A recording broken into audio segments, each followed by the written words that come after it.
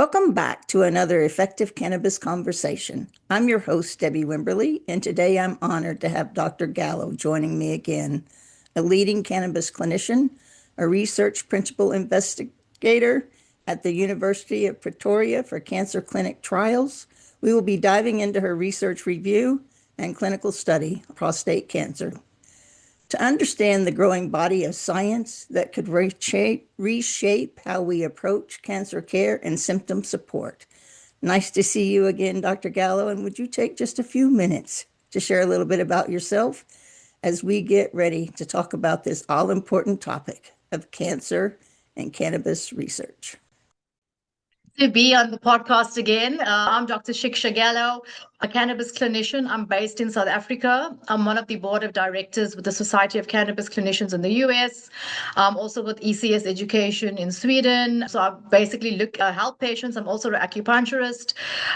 So I also see patients, helping them with different disorders, and I do a lot of clinical research. So it's a combination of everything. And yeah, cannabis is one of the plant medicines that we use. We also use a lot of other plant medicines, but my research is mostly focused on medical cannabis. So thank you so much for having me. Well, thank you for being here. And it's going to be a real treat to hear and understand what you've learned from this research and review that you've done. So, Dr. Gallo, you've completed a scoping review of cannabinoids and prostate cancer, published it in September of 2025, and then you have conducted a clinical study with 90 men as part of your third PhD. Was there a patient story that prompted this research? So thank you for the question. Yeah, so for me, it started with, something very simple. I saw a human pattern. I was seeing, many men that have been diagnosed and quietly living with prostate cancer and all of the side effects. But almost all the conversations, they were about PSA values, about the Gleason scores, about the scans. It wasn't actually about how is the patient actually feeling? How is the patient sleeping? How is the patient functioning in their relationship? And that's what got me engaged in the topic. So two things pushed me into formal research. I kept meeting a lot of patients who already use cannabis, but on their own, and often use it secretly for pain, sleep, anxiety. And they would tell me, please don't tell my oncologist. But this is the only thing that is helping me get through every night. Secondly, when I went into the literature, I found, a very strange imbalance. I found a lot of laboratory work showing cannabinoids and that hits specific cancer pathways, including in prostate cancer, but almost no clinical work that translated that into patient-centered outcomes. So it's not just one patient's story. It was a collective experience of men who felt they were falling into a gap between what the lab suggested, what the oncologist suggested might be possible, and what the clinic was actually offering. Not one single, point where the men were actually asked, how do they live in that gray space between conventional oncology, complementary medicine? So that then led me to the scoping review, because my PhD was in prostate cancer and cannabinoids. And the scoping review helped us to find the gaps, okay? And that is why we are able to publish that, to say what gaps are found with prostate cancer quality of life. And that's how we went into that scoping review. And then is that scoping review what prompted you to do a clinical trial with 90 men? Yes. So in practical terms, I just want to explain to the listeners, most of the evidence that we have for cannabinoids in prostate cancer come from your cancer cell lines, petri dish, animal models. It wasn't from real men sitting in front of us in the clinic. So the scoping review, we found the preclinical studies. There were 10 preclinical studies that we found, but these are essential, okay? Because what do they tell us? It tells us, can cannabinoids kill prostate cancer cells? Can they slow growth? Can they reduce invasion or make cells more sensitive to chemotherapy? Which receptors and which pathways do they act on? So that is what we got out of that research. But what they didn't tell us was what dose a human being would actually need. We know cannabinoids are produced on demand. What doses for different patients, different levels of disease, whether the dose is safe when it's combined with hormone therapy, chemotherapy, or other medications, whether patients actually feel better, live longer, or both. So that's basically shaped the design of the 90-person research. I built it very deliberately to sit at the intersection of oncology outcomes, where we looked at PSA kinetics, PET and CT imaging, remission progression patterns. Then I looked at patient-centered outcomes, pain scores, emotional well-being, sleep, self-care, and usual activities.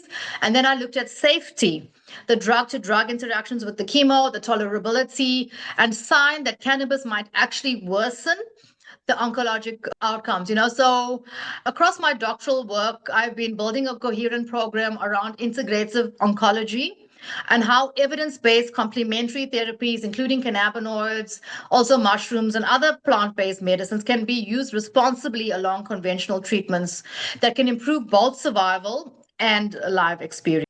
Can you share with us how easy it was or difficult it was to find men that would sign up for this study, and how did you recruit them? Okay, so luckily we had approval from one of the clinics locally, and we had some of those patients already taking medical cannabis. So I just want to quickly explain. We had 30 patients in each cohort, okay?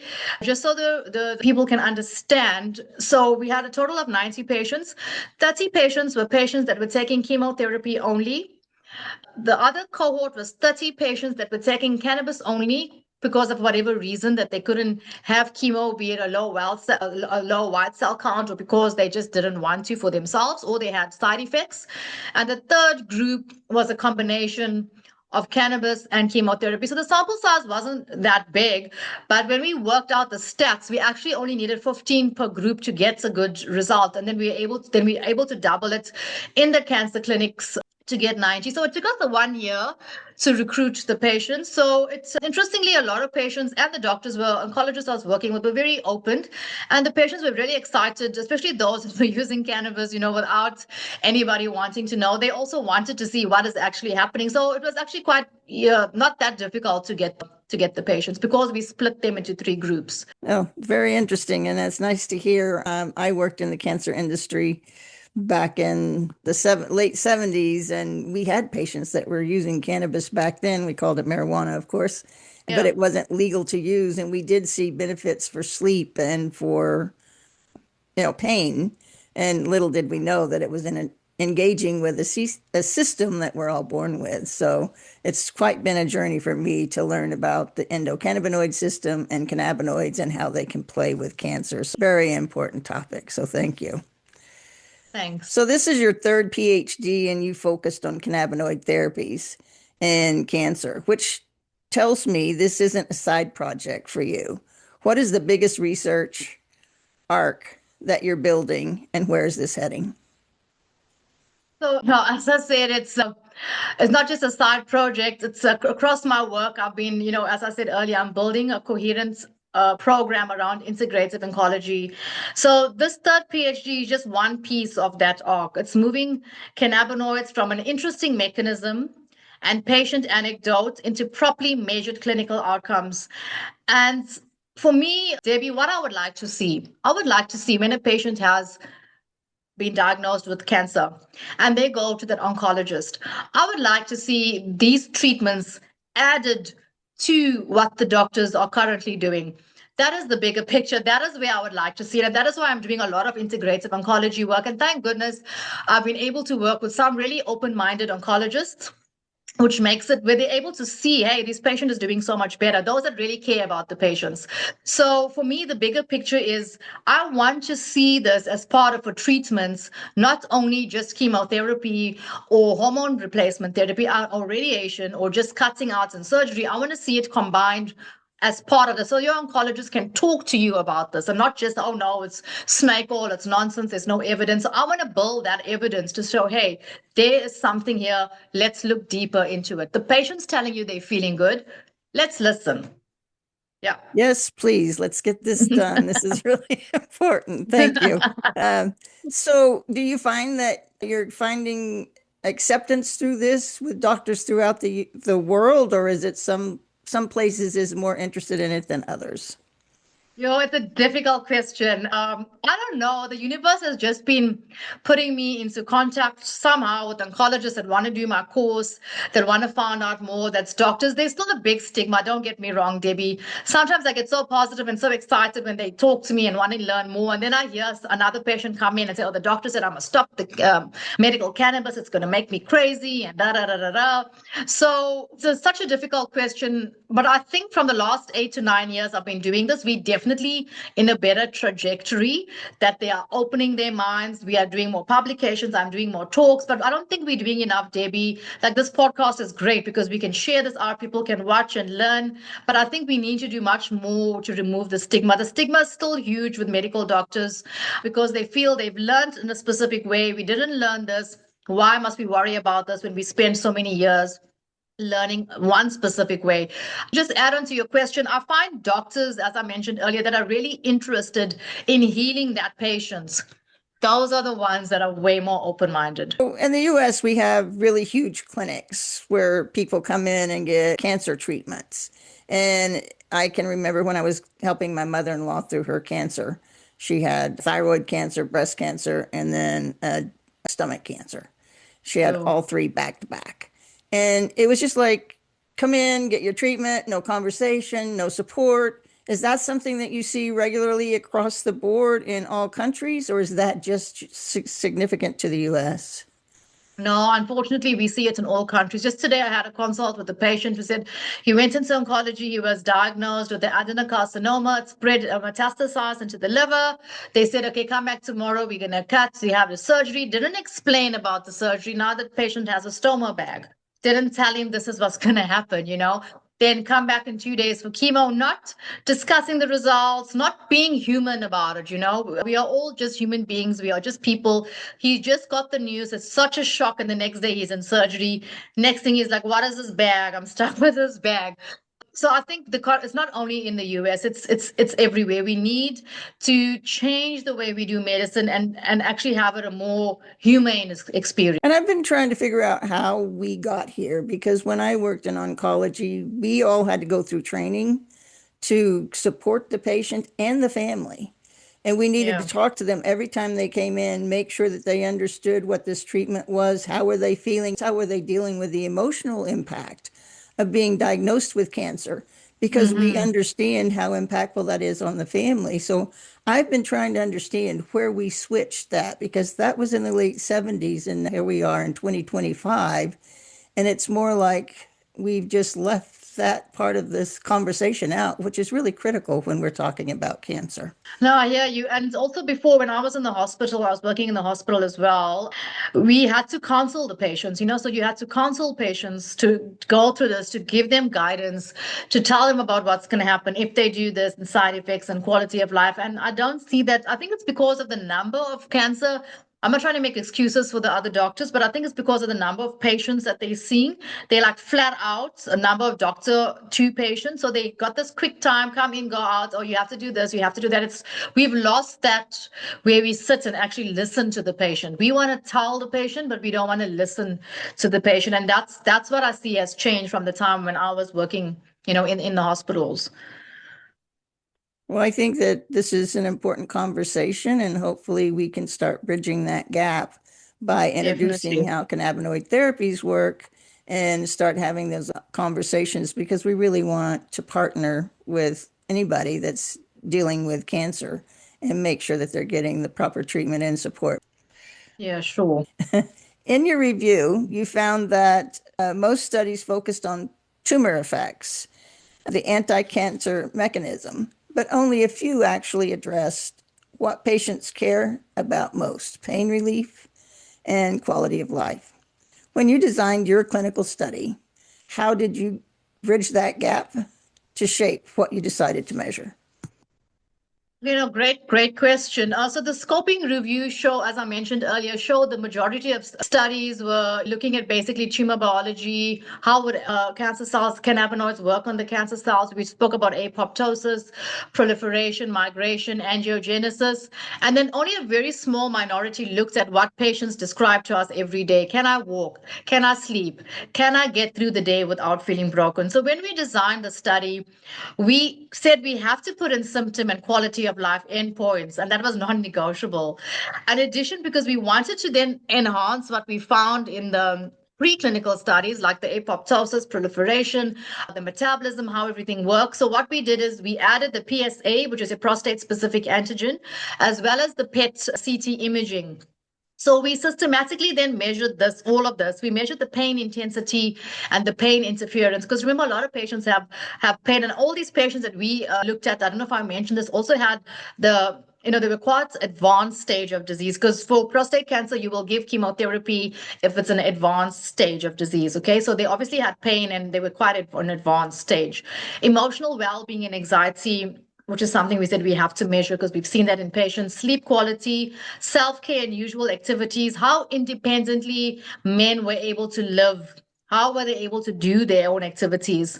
And then we looked at overall health-related quality of life. So in other words, I didn't just ask, what does cannabis do to the cancer? We asked, what does cannabis do to the man who has the cancer? I think that is the difference. Thank you for asking that quality of life question. I think that quality of life is the most important part in any health conversation that we're having, because I think that we all should be striving to live our absolute best health possible. And if we're not living our quality life, it's really hard. So thank you for including that in there. Thanks. So, Dr. Gallo, as a clinician, what does this gap mean for the patient trying to decide if cannabis is right for them? Okay, so first it means that we have to be very honest, okay? What I can say is there is promising biology and early clinical data, including our own data, that suggests cannabis may help with pain, emotional well-being, and it may influence the markers like PSA and imaging. But what I also need to say is we are still building the evidence. This is not a magic cure. It is not a substitute for standard treatments. It is one possible tool in a broader, carefully supervised plan. Although, with that being said, when we're trying to bring this into oncology, we can't just say this is going to replace this. Because remember, we had a group, which we'll talk about later, that was cannabis and chemotherapy. We had the cannabis only group, and that was because, as I mentioned earlier, they either had side effects or they couldn't really do standard treatment. So what happens to those patients in the system now? If we don't give them cannabis, they just left. They left to go home, be on morphine. And that for me is the gap. We need to look at that group of patients that we cannot actually do chemo on, or for whatever reason they choose not to. As I said, I'll be building the evidence. So for a patient, to answer your question, Debbie, what does it translate into? Do not make the decision alone or in secret, like what they've been doing now. Do not stop proven therapies in favor of cannabis if it's working for you. Do consider cannabis as a potential adjunct for symptom relief and possibly treatment support. But I want the patients to be able to discuss it openly with a team that understands both sides. Now we don't really have a team that understands both sides. And that is the big gap that we need to try and fill as well.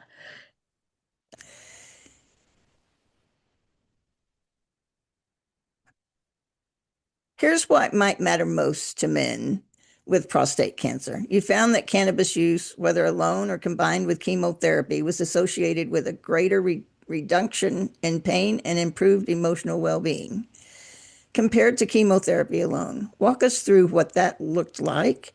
Were men sleeping better, experiencing less pain, and having better mood?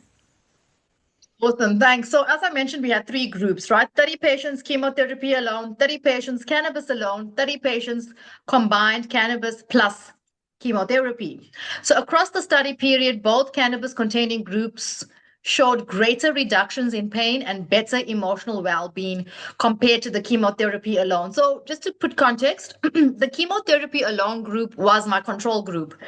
That is why I had patients only on chemo, so we can just compare. So to just reiterate what I've said, patients on cannabis only and patients that are on chemo and cannabis, they reacted better when it comes to pain and emotional well-being compared to the control group, which was a chemotherapy only.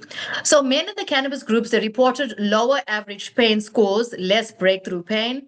Emotional well-being scores improved more. They showed less distress, better mood, less sense of being overwhelmed. What they told us is that they felt that they were able to take this diagnosis in a better way. For some reason, cannabis took the edge off. I was able to just accept the diagnosis and then try to deal and heal. That came across the cannabis groups.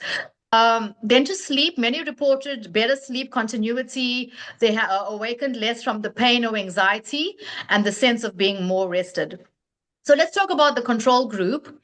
The chemotherapy only group did improve as tumors responded, but pain often eased. But the magnitude and speed of symptom relief were better in the cannabis and chemo plus cannabis groups. So I mentioned this is under publication. So the p-values and all of that were all very significant. So let's just hope it can finally get published, because I've been trying to publish this for like 2 years, and it's been when you talk about cannabis and cancer, it's the big pharma.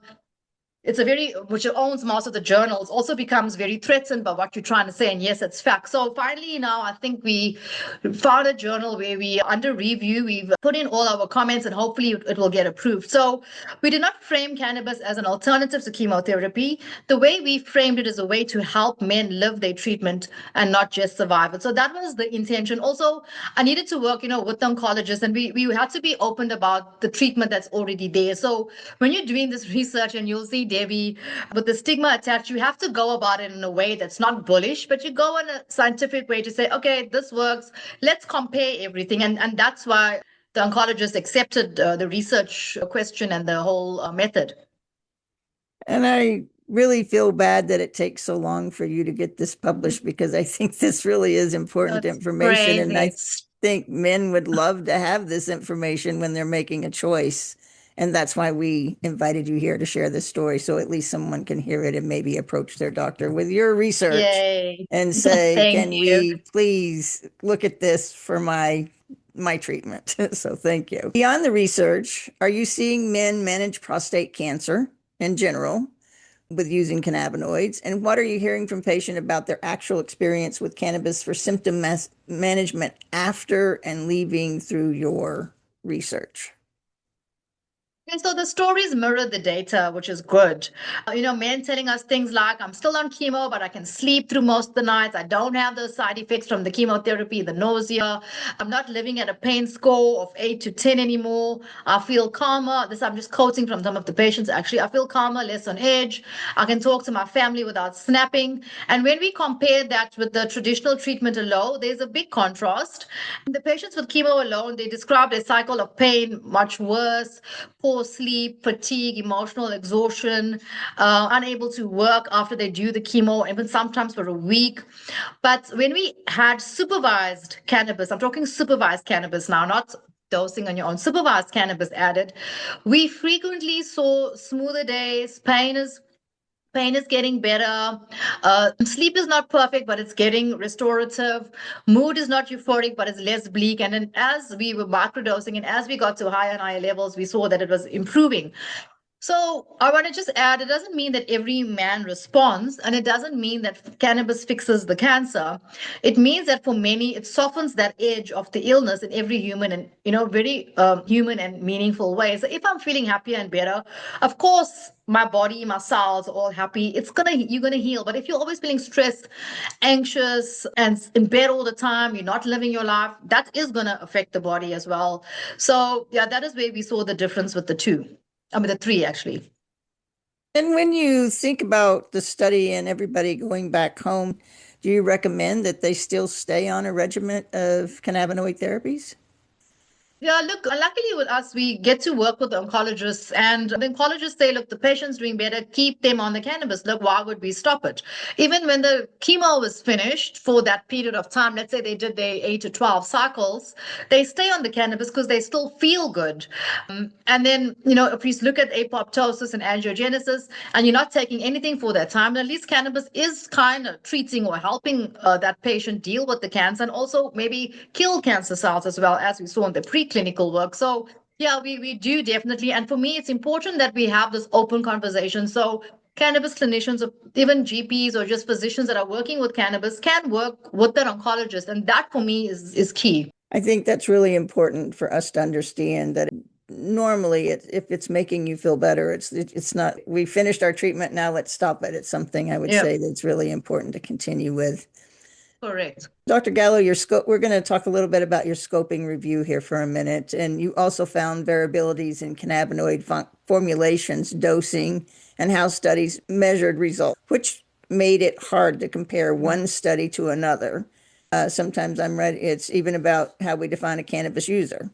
How did you standardize that in your clinical work, and what did you control from the previous research? So one of the clearest findings of the scoping review was the heterogeneity.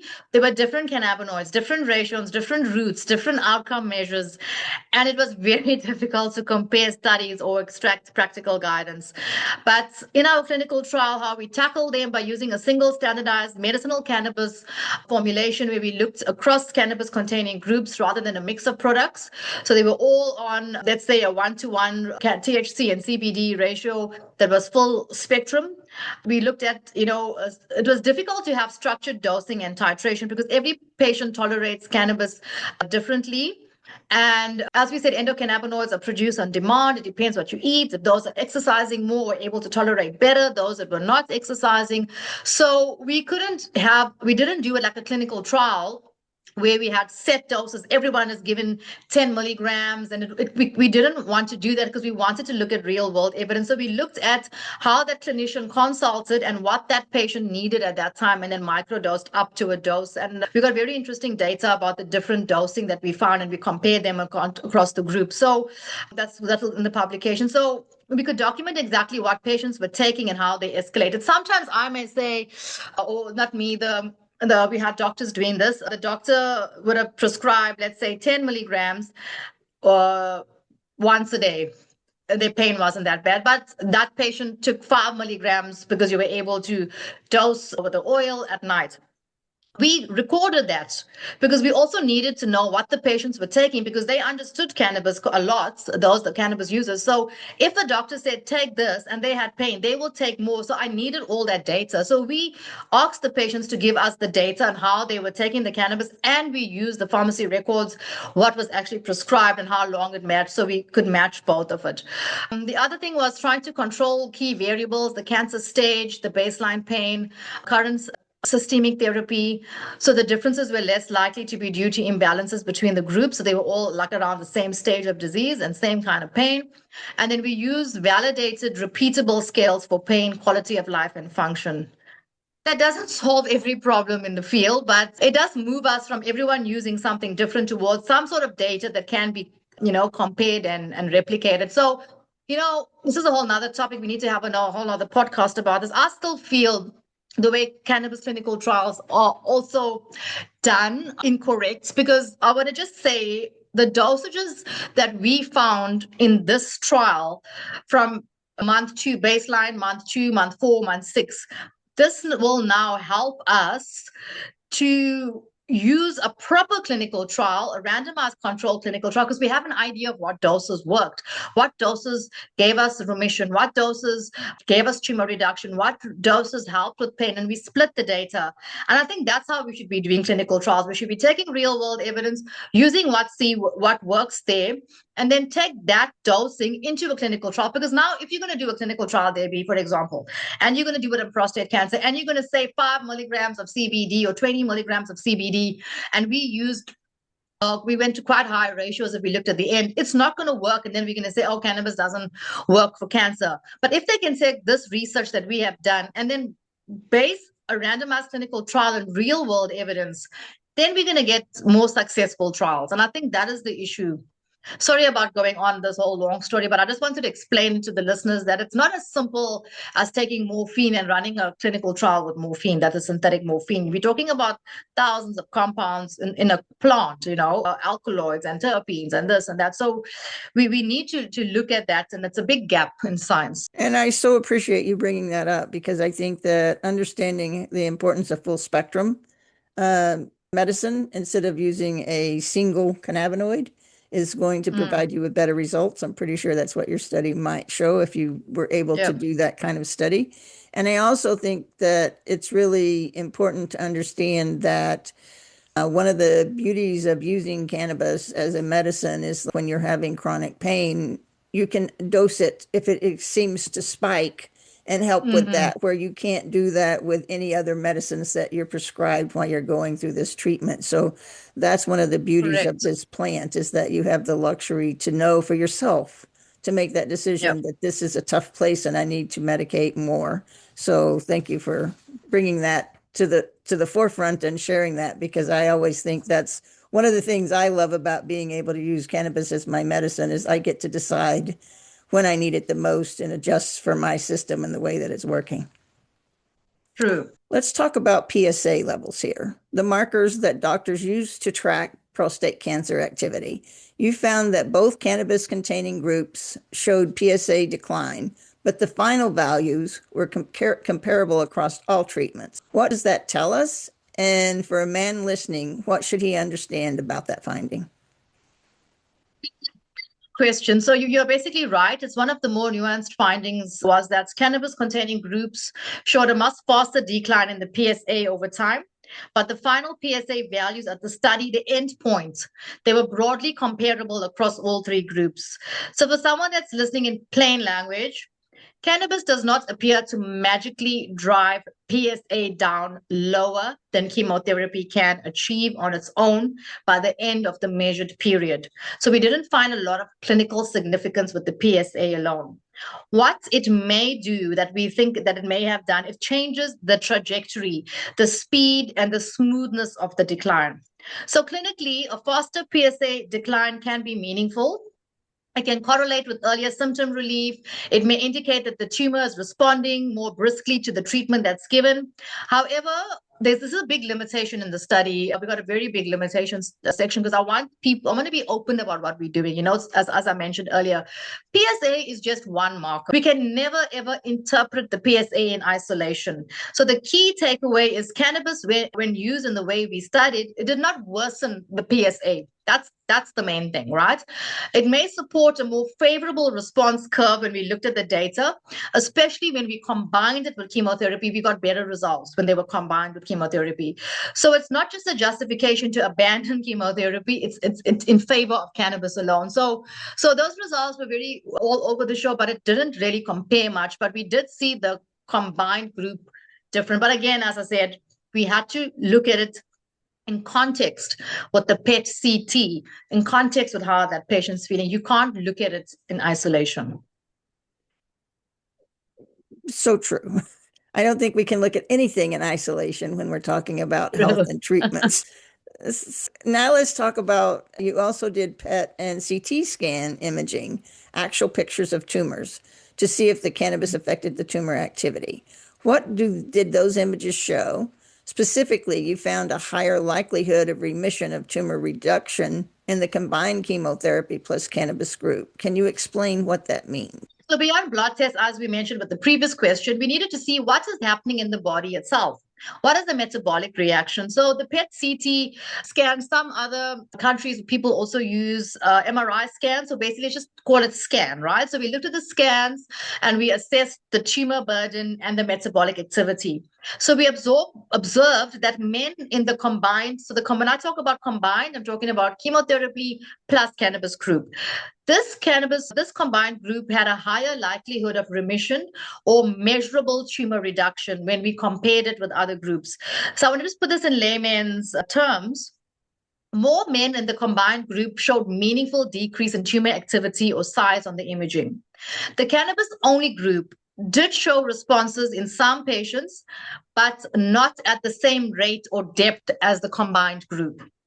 So the chemotherapy-only group had the expected pattern of responses, but fewer deep responses when we compared it to the combined.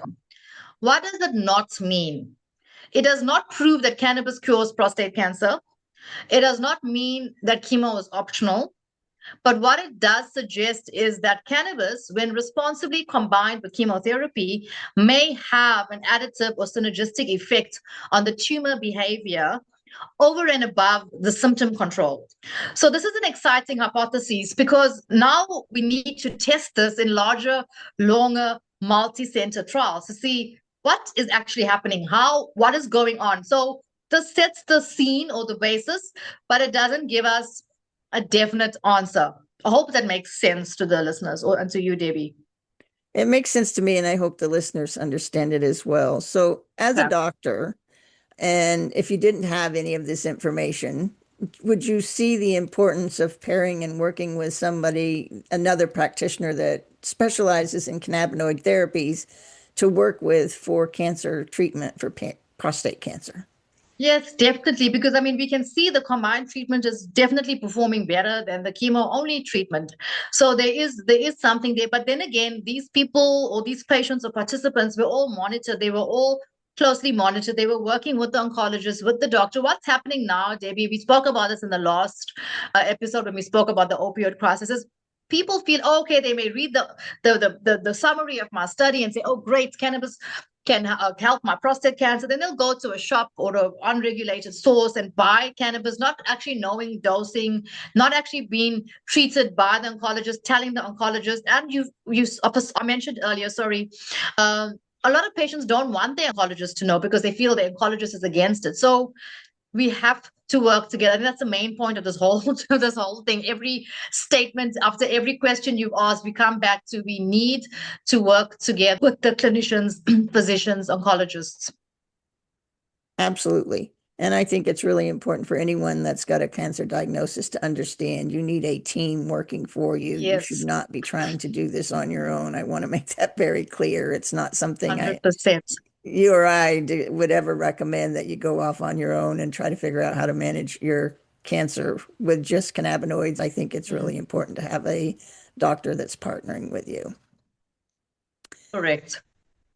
You also measured self-care and usual activity scores. Basically, were men able to do more, live more normally, and function better?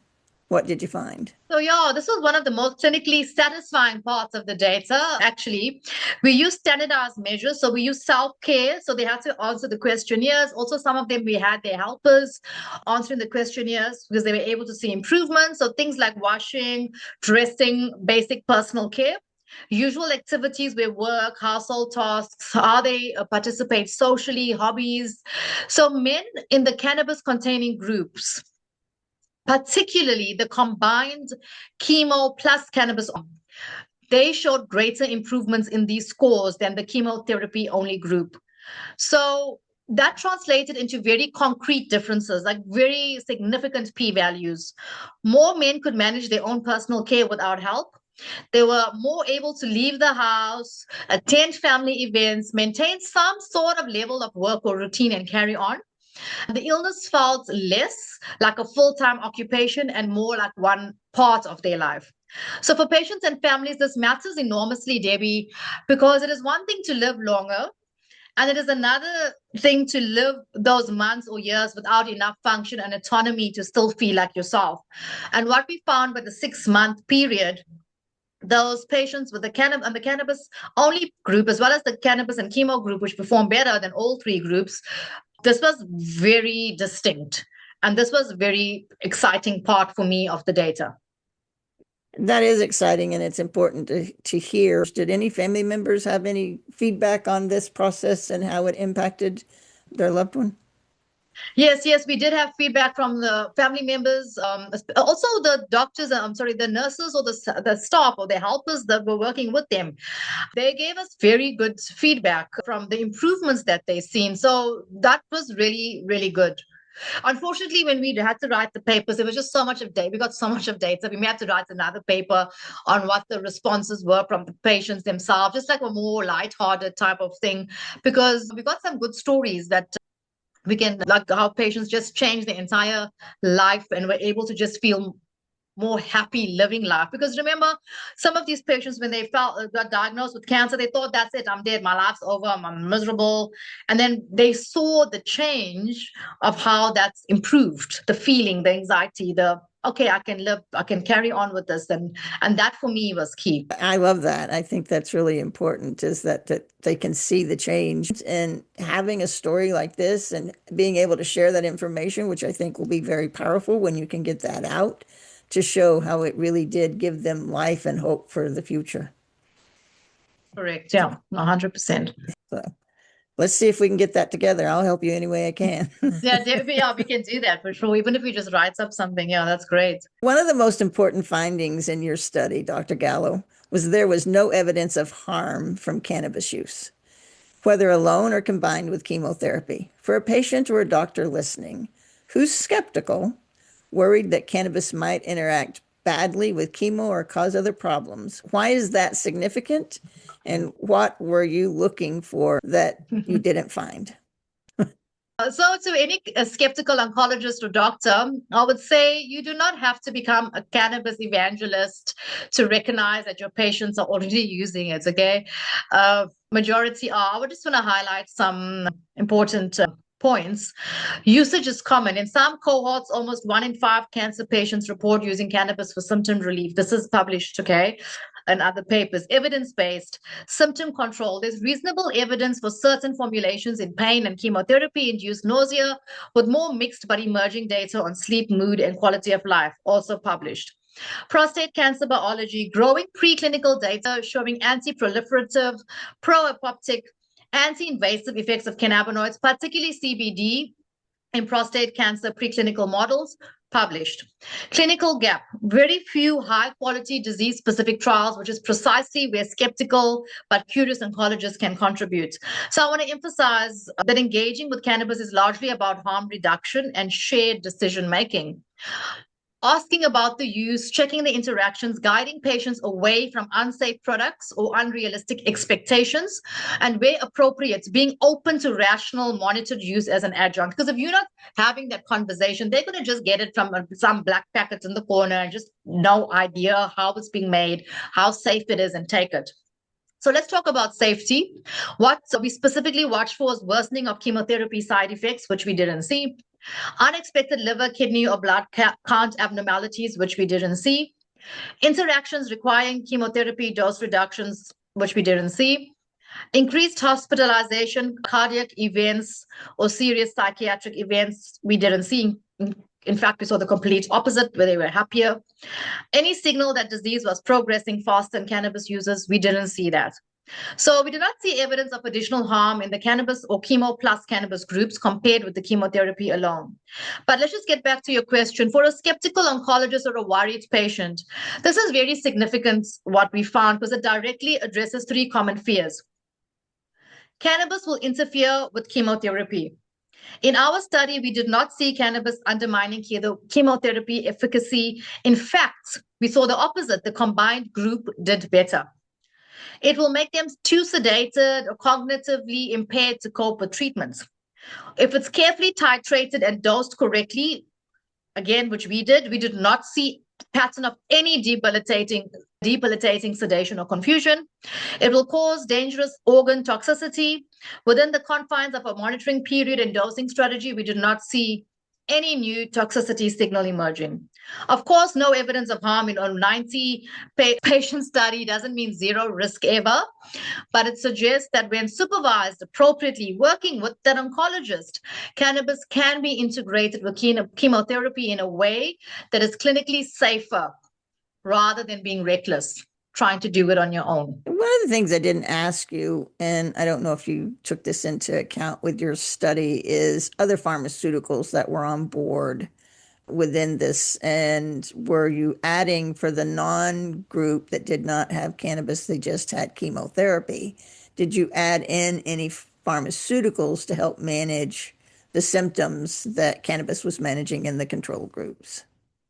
So a very good question, but because we were limited with budget and what we were doing, the oncologist was the one looking after that and controlling all of that, right? We were just conducting the research. We had the doctors do the work. So we didn't actually put in all the data, to be very honest, Debbie, about what was the chemo guys on or not on, because we had set objectives and we only had ethical approval for specific things. So if you want to go and look at all the other drugs and pharmaceuticals, and we had to get approval for that. And that wasn't, when you're doing research also, you need to be specific and look at, what your objectives are. Otherwise, you're all over the show. But interestingly, notes were made in the doctor's file. So, I just want to get this main study published. And I think it'll be interesting now that you've mentioned it, something I didn't think of, to maybe go back and look at what other medications. I am aware a lot of the chemotherapy only patients were on a lot of pain medication like opioids, and also anti-inflammatory medication, and also for nausea they were an anti-nausea medication. So I am aware of that, but we didn't put that in the data. No, we didn't.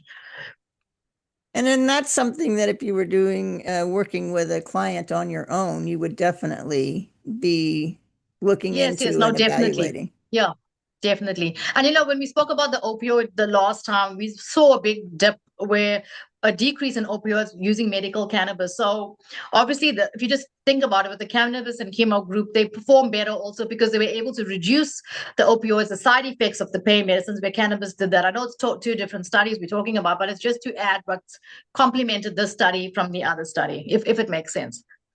Well, and that's why it's really important that we can compare these studies side by side on some of these things, which is really difficult to do right now because of the way that we create these studies. And so I'm looking forward to the day that we can share them, compare them side by side to really see the full picture, because we're not just dealing with one thing when we're treating a human person. We're dealing with the whole picture and the whole body, and we need to address everything as a whole. And that's where the ECS comes in and plays an important role, and where our cannabinoids, our endocannabinoids that we produce in our body, play a role, and where we can supplement when we can't produce enough. So I think this is just really important to understand that we're talking about a whole person when we're doing these studies, but the studies really narrow in on specifics. What excites you the most where cannabis clinical trials go, and not for research, but for the real person in the next few years?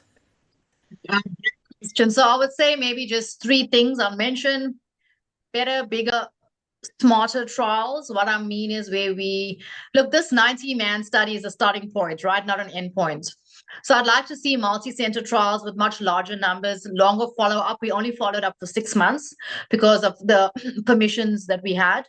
Exploration of different cannabinoid profiles and dosing strategies, and then head-to-head comparisons of various integrated protocols. So I think that is key, right?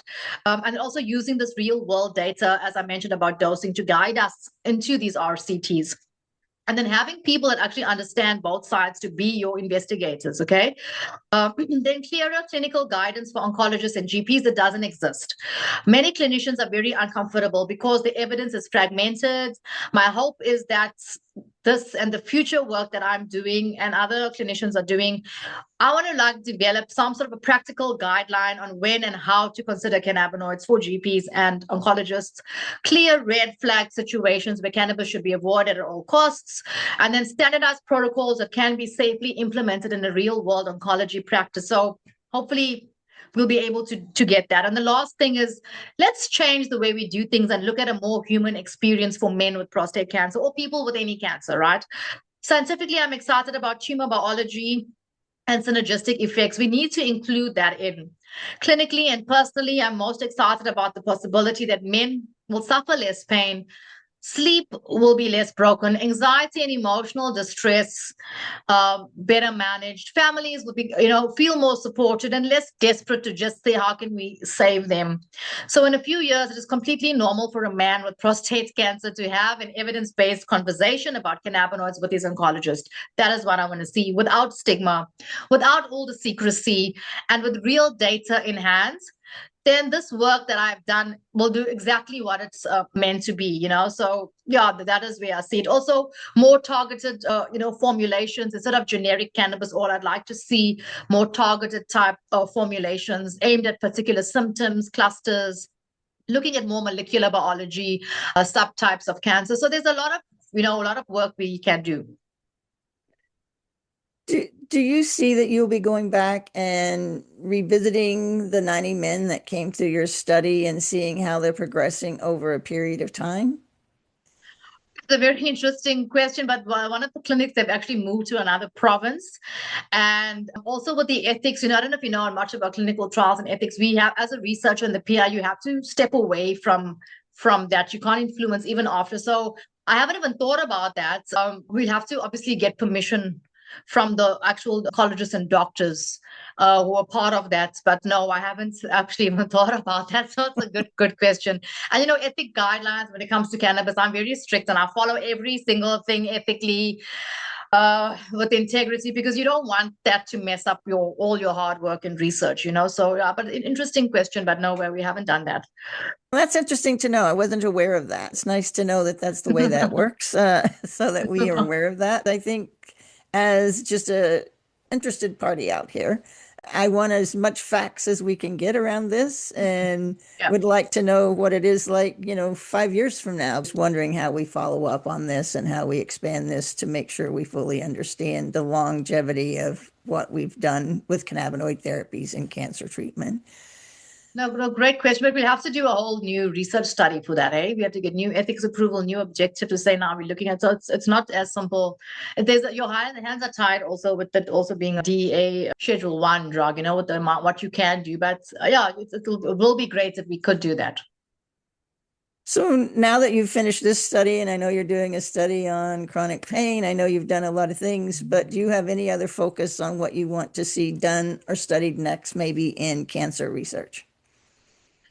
Yeah, so I think, we just, I took prostate cancer because of, the findings and what we are looking at, but I'd like to see us, looking at, other types of cancer and taking each cancer, like from breast cancer, you have your HER2 positive, which is estrogen positive, your triple negative, take that next, ovarian cancer, your different lung cancers. So I would like us to do studies on each type of cancer and looking at different formulations, which is something we're doing more on the preclinical side now, where we're looking at different formulations on cell lines and animals to try and get some sort of an idea of what specific formulations for specific cancers.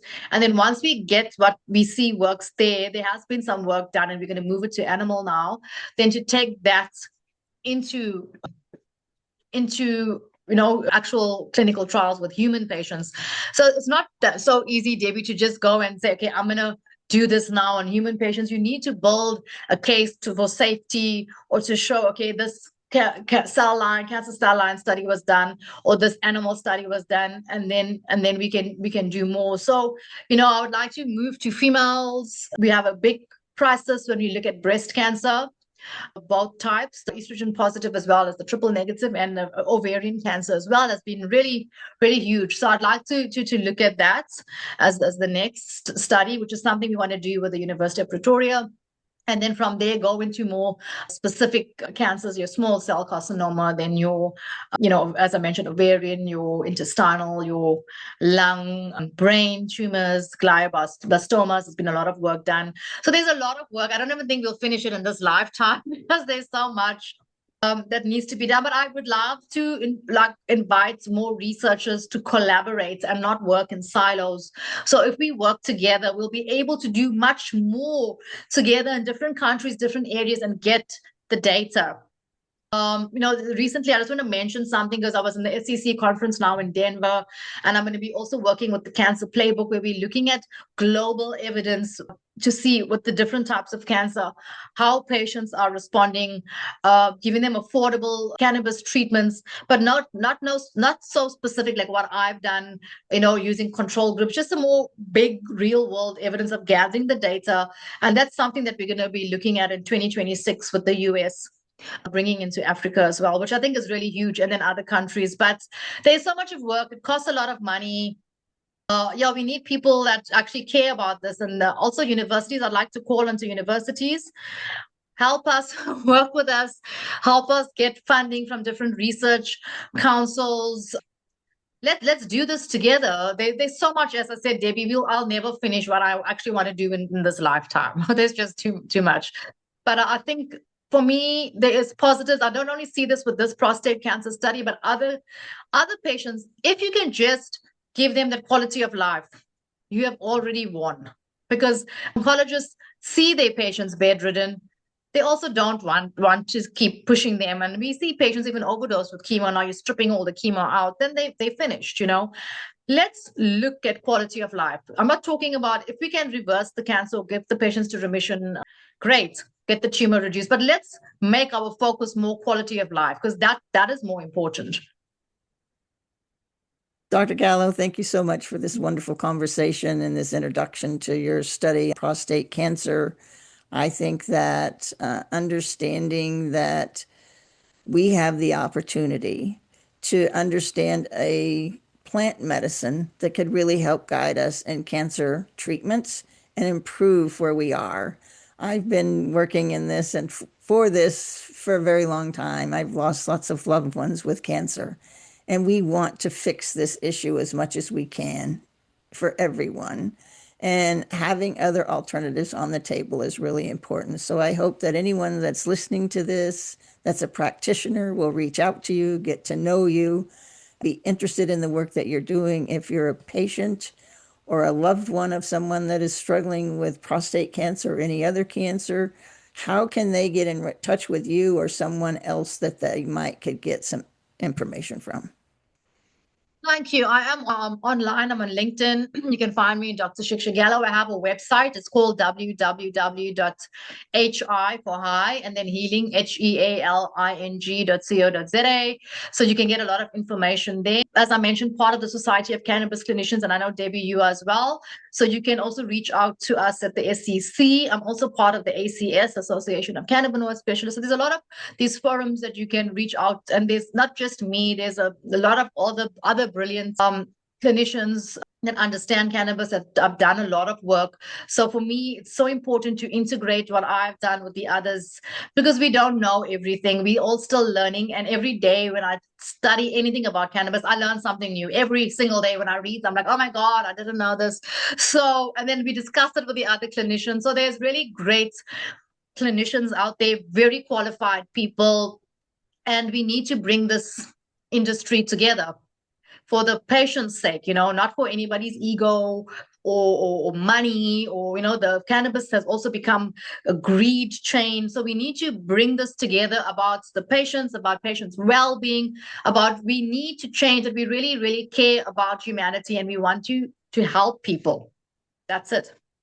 100%. Thank you so much for this and for being here today. And I look forward to our next conversation. This is going to be something we carry on for a very long time. You and I both are passionate about this and are going to be doing this, I think, as long as we're living. So thank you for Yes. that. Thank you so much, Debbie.